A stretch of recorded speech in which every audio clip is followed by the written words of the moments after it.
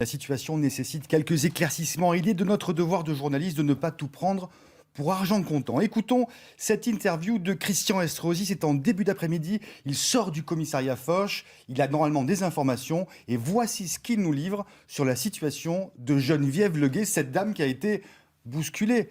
Place Garibaldi. On l'écoute. On a des nouvelles de cette femme qui a été blessée ce matin?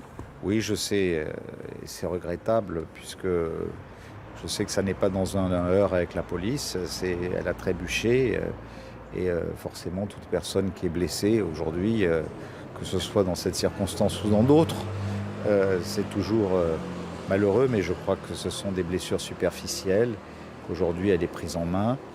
Et qu'en même temps, voilà, ne pas se trouver à un endroit où on ne doit pas être, c'est mieux et ça peut éviter aussi des dégâts.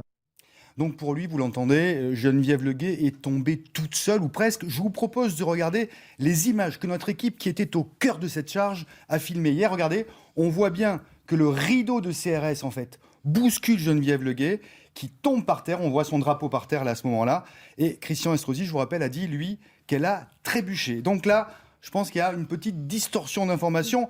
Geneviève Leguet, on la retrouve tout de suite. Regardez, elle est par terre en sang. J'ai eu sa fille au téléphone hier soir qui me parle de multiples fractures au crâne, d'hémorragie cérébrale et qui nous dit que son pronostic vital a été engagé jusqu'à peu près 18h. Le procureur de la République a même ouvert une enquête. Voilà. Donc, il y a une véritable différence entre les propos tenus par Christian Estrosi, qui parlait ici, je crois, de blessures superficielles, et la réalité du terrain. Donc voilà, il faut remettre les choses dans leur contexte. C'est à peu près la même chose aussi pour l'état d'urgence qu'on a vécu hier, tous ces blocages sur les routes. Hier, pas d'arrêté préfectoral pour bloquer les entrées d'autoroute.